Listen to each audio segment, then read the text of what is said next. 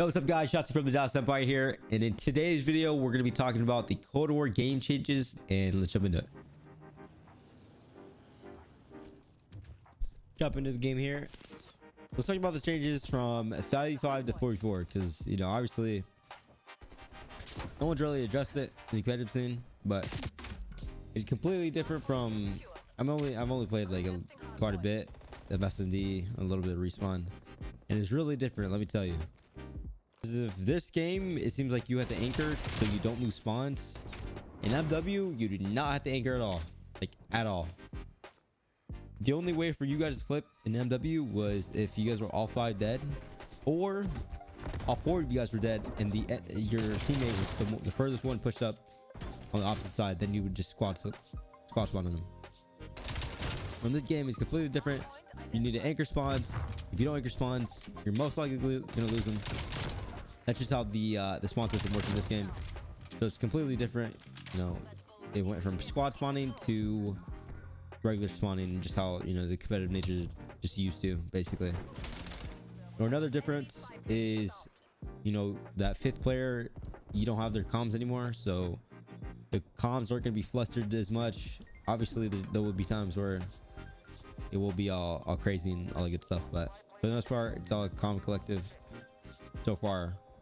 But this game seems, it's both. It's like fast, but it's slow. It's really weird. S&D is honestly personally my favorite, just because, you know, 44, I came from S&D and I just love the game mode, and yeah, that's honestly about it.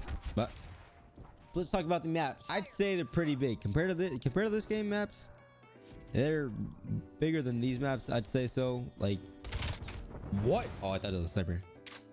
But these, I'd say there's only like one big map in my opinion, and it's like Moscow.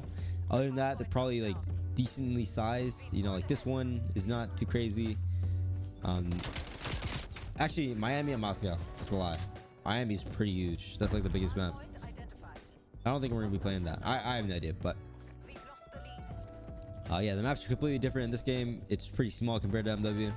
As a sub player, you know, that's a plus, but obviously with the nerf in the MP5, it kind of takes a hit on us, because you kind of have to play nerdier. You just got to play the sneaky routes and just be annoying instead of taking those longer gunfights.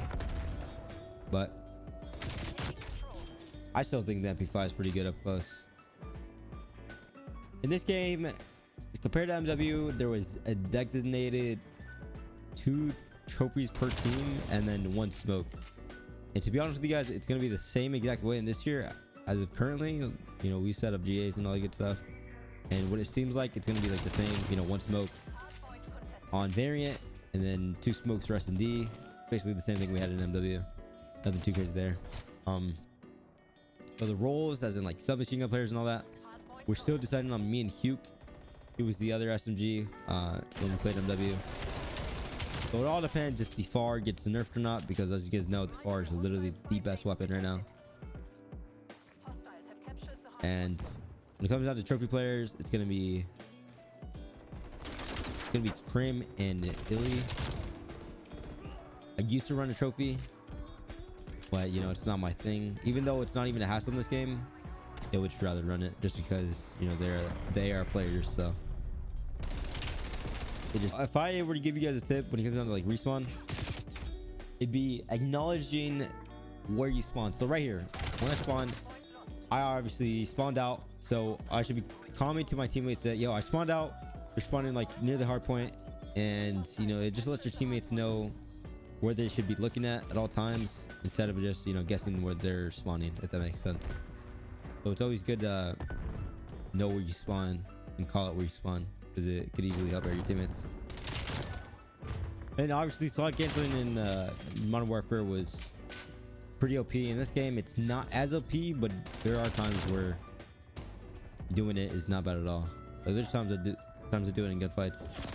Like right there, I did not make challenge that guy, but if I were to challenge him and do the slot canceling, probably would have killed him. But in this game, it's honestly pretty beneficial for you to hold a pre-aim compared to MW.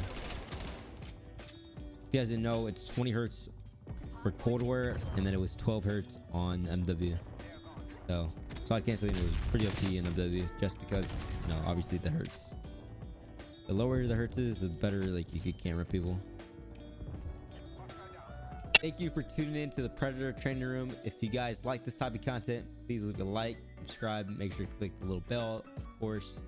And yeah, thank you guys for watching. Catch you guys later.